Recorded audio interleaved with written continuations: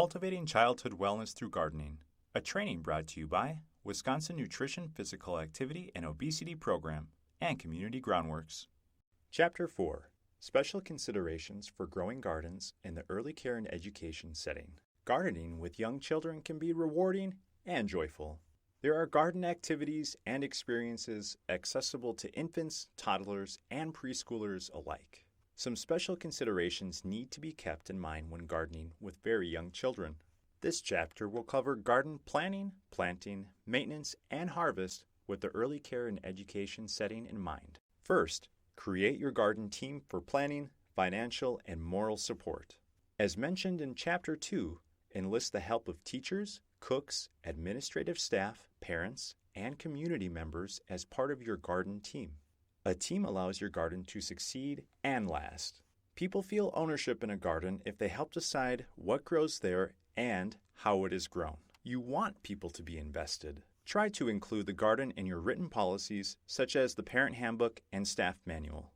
This shows how important the garden is for children's health and education. It also invites people to get involved. One of the most important steps in starting a garden is to establish your goals. Do you want to teach children how plants grow by starting some flowers in pots? Do you want them to understand where their food comes from with a themed pizza or salsa garden? Or would you like to provide a secret place to hide with sunflower houses, bean teepees, or squash vine tunnels? Do you want to use butterfly and hummingbird-friendly plants to attract pollinators? Maybe you would like to include a compost pile or worm bin to teach children about decomposition, or to grow enough produce for meals, snacks, and sampling. Some sites like the garden to be a place to engage families with a picnic table for seating and hosting taste tests. The possibilities are endless, so some time spent thinking about your main objectives can help narrow down and focus your efforts. Of course, the planning team also includes the children. As much as possible, let the children choose what is grown in the garden and how. Remember, the garden is a place for learning and experimenting. Talk with children about all the possible outcomes that their idea might work or might not, but we'll just see what we can learn and have fun. When setting your goals, know that especially in the early care and education setting, there can be some trade-offs between productivity and learning. Very young children may overwater or accidentally step on plants or dump all of the seeds in one spot, but they will be learning valuable lessons as they do so.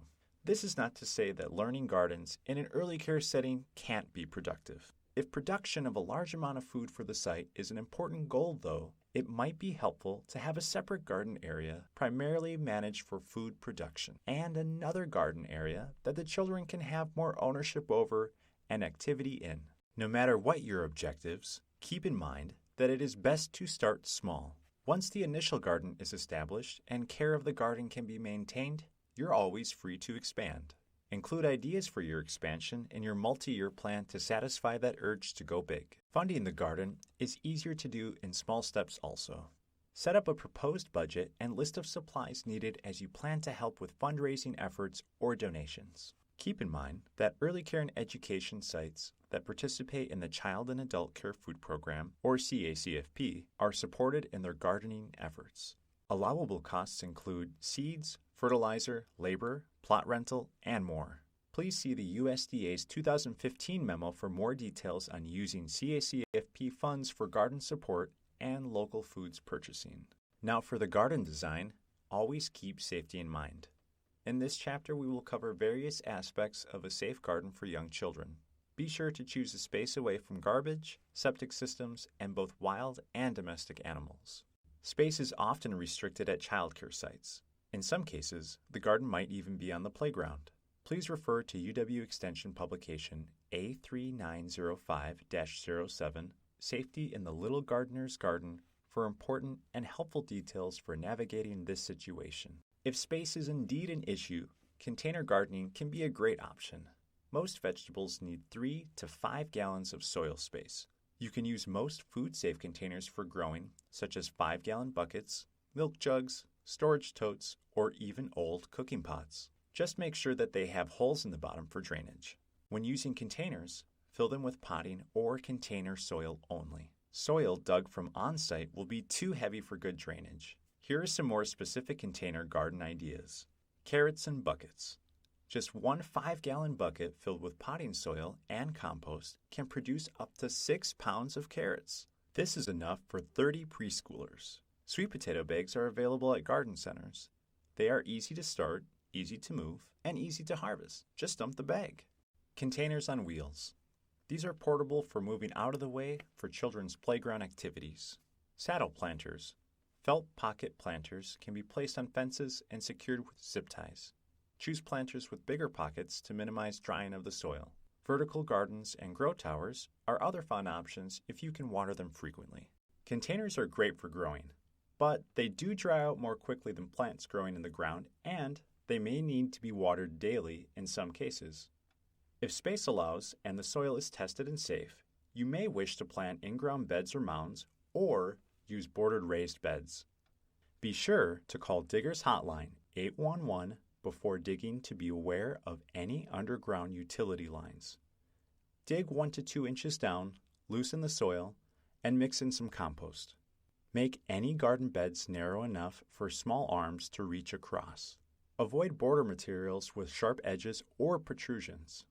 Do not use old tires, railroad ties, or other garden materials that might leach hazardous chemicals. Again, refer to UW Extension publication A3905-07, Safety in the Little Gardener's Garden, for important details. What child could resist the urge to sample a cosmic purple carrot or some dragon-tongued beans? When choosing what to plant, especially in an early care and education setting, choose plants that are safe and have all edible, non-poisonous parts. Beauty Heart radishes and Freckles lettuce are safe varieties that are also beautiful and have fun names. Some other ECE garden favorites are sunflowers, pumpkins, strawberries, fennel, basil, and mint. Note that mint should always be grown in a container because it will invade the whole garden. When trying to save space, use bush varieties for some plants that are usually vining, such as squash, melons, and cucumbers. There are also patio varieties of tomatoes that are more compact. Want a good mix of plants? Plant one plant that will be around through the season, like kale, chard, or herbs. One plant that will have a surprise, like tomatoes, peppers, or melons. One plant that is easy and quick, radishes or lettuce. One plant that represents the culture of your site's families or children, cilantro, potatoes, or Asian greens. And a flower for pollinators. Some plants can do well either from direct seeding in the garden or from transplanted plants. These include squash and melons grown in peat pots, cabbage, broccoli, cauliflower, basil, and cilantro. Since we want the children to be involved as much as possible, we will cover some techniques for planting and garden maintenance with small children. Developmentally appropriate tools make the experience more enjoyable and safer for young children. Smaller sizes are available for digging trowels, wheelbarrows, and watering cans, as well as short-handled shovels and rakes. A wagon can be used to haul mulch or garden supplies. For the planting of tiny seeds, it can be helpful to mix the seeds with sand and put them in a shaker with holes in the top. This will help the seeds to be spread out more easily. For larger seeds, a small pinch of flour could be placed in each spot where a seed should go. Seed spacers also can be helpful for planting larger seeds. Drill holes in a long piece of wood lath at the correct spacing for each seed type, and children can drop the seeds in the hole. For transplants, insert popsicle sticks where plants should go or lay rope on the ground with knots at the correct intervals for planting. For in-ground beds, use stakes and strings to show children where to walk to help keep them from stepping in the beds. Whenever gardening with children, do not spray pesticides or herbicides for pest or weed control. The best control for weeds is prevention by using leaf or straw mulch or hand-pulling weeds that get established. Most insects in the garden are not harmful, and some are even beneficial by helping to eat or control pest insects. Control harmful insects by hand-picking pests like Colorado potato beetles or cabbage moth or tomato hornworm caterpillars. Plant a border of onions, garlic, or marigolds around the area to help deter insects. Aphids can be sprayed with a soapy water solution for control. And don't forget to get out the magnifying lenses and invite the children over to investigate whatever insects are there. Finally, the harvest. Keeping minimal time between harvest and tasting is especially important for young children to help them make the most of the gardening experience.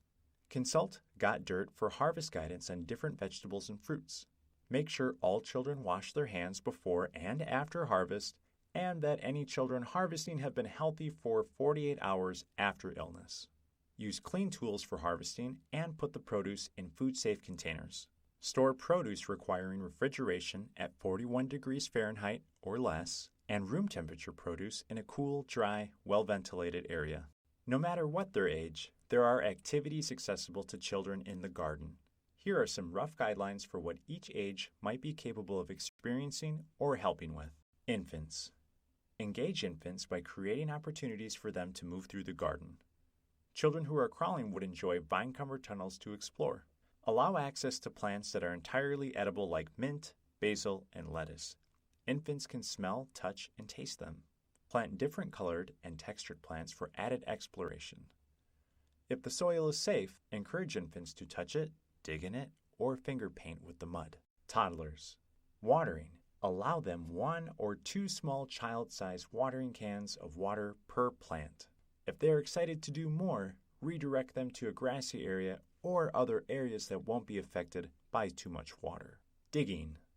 Toddlers can freely dig in a special digging area, help to loosen soil in a garden bed, or dig holes for transplants and seeds. Harvesting. Hand harvesting of cherry tomatoes and strawberries will be easy for this age group, as well as digging up sweet potatoes, carrots, and other root crops. In addition to what toddlers can do, 3- and 4-year-olds can use small wheelbarrows to move mulch or straw to past their planting beds, plant larger seeds, vegetable starts, and larger plants, pick insects off of plants, and pluck mint or basil leaves for the harvest. In addition to what 3- and 4-year-olds can do, preschoolers and school-aged children can help by thinning seedlings, planting smaller seeds, weeding. You can use flour to dust on plants to indicate which should be pulled or kept, harvesting using scissors or garden clippers with supervision, sifting compost through a screen, and making bouquets for families. No matter the age of the child, you as an educator have a huge influence on their growth. What you model in the classroom, at the table, and in the garden has a profound impact on a child's knowledge, preferences, and habits. Garden books or puzzles in the classroom show that learning about the garden is fun. Take a bite of a juicy cherry tomato or crunchy purple carrot and ask the child you're with if they want to do the same. Odds are they will. A visit to the garden, no matter the length, will show children that the garden is a place you value. Don't forget families. Just as your enthusiasm is contagious to children, a child's excitement for a new vegetable at snack time or a special plant in the garden will surely be caught by parents. For more tips about gardening with young children, visit the Community Groundworks website at www.communitygroundworks.org. There you will find resources for incorporating garden produce into meals, potential funding sources, and more.